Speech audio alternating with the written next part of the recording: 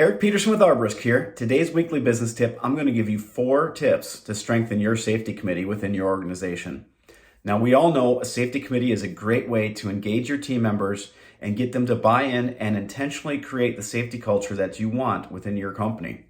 Gives them a chance to have some input, a chance to talk about the concerns they have on a safety related basis every day.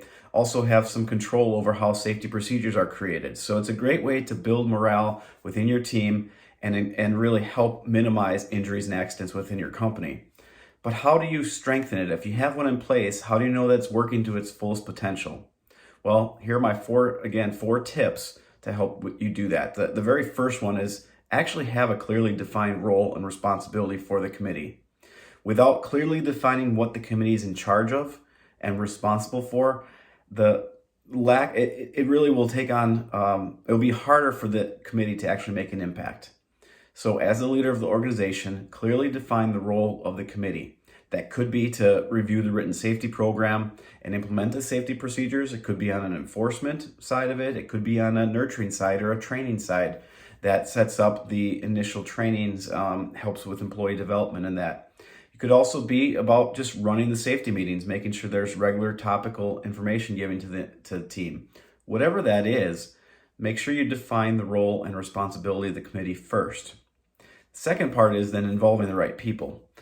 This is a little harder if you're a smaller organization, as well as kind of difficult to navigate when you get up a sizable amount too of people on your team. But you want to make sure you have a diverse audience within your committee, meaning you have someone from each department at least representing that department on the committee, even someone from the office that sits in there so they understand some of the things that the field workers are going through. So grab people from all different departments. And then the third tip is put term limits on these. Term limits simply will be a set time frame that individual will serve on the committee. That does a couple things. It allows someone to see, okay, I'm going to be working on this for a short term, maybe 1 year, 2 years. I think 1 year is too short. Probably 2 years is best, because beyond that, it gets kind of mundane and monotonous.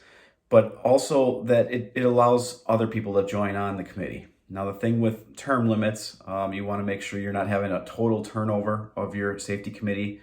So maybe the first year that you're implementing this, you do a year for half of the committee and 2 years for the other half, and then you cycle through half at a time. You figure it out what's going to work best for you, but putting a deadline on their term to serve allows other people to see how they can be involved, maybe in a little short time into the future, and also then doesn't burn out anybody on the safety committee work that they're going to be doing for you. The very last tip that I have is rewards. And simply that means, the safety committee members, hopefully they want to help out and I want to give to the committee and to the organization, but you should have some reward for them. If that's a monetary reward with an additional raise for that time period, fine. If that's a cash value, cool. If it's more equipment or something else, time off, whatever it might be, you want to reward them for their participation. We know that most people are going to sign up for a safety committee are not looking at it from a income or reward standpoint, but you want to make sure that they feel appreciated and that others see that, hey, because they're taking this leadership role, they're getting extra benefit. Maybe I should do that too in my organization. It just helps build that company morale and gives back directly to the people that are serving you under committee. So those are my 4 simple tips about improving your safety committee. Again, it's a fantastic way to improve your safety culture, to really get people to buy in and be part of that whole process. So if you're struggling with your safety culture or implementing a safety committee, certainly reach out to one of the Arborisk team members. We can get you signed up on our Thrive safety package.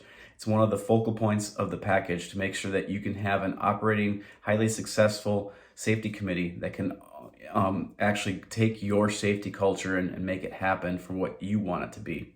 So please reach out to us today. And if you have any other questions, we're always here to help out on the safety side. So thanks again and be safe.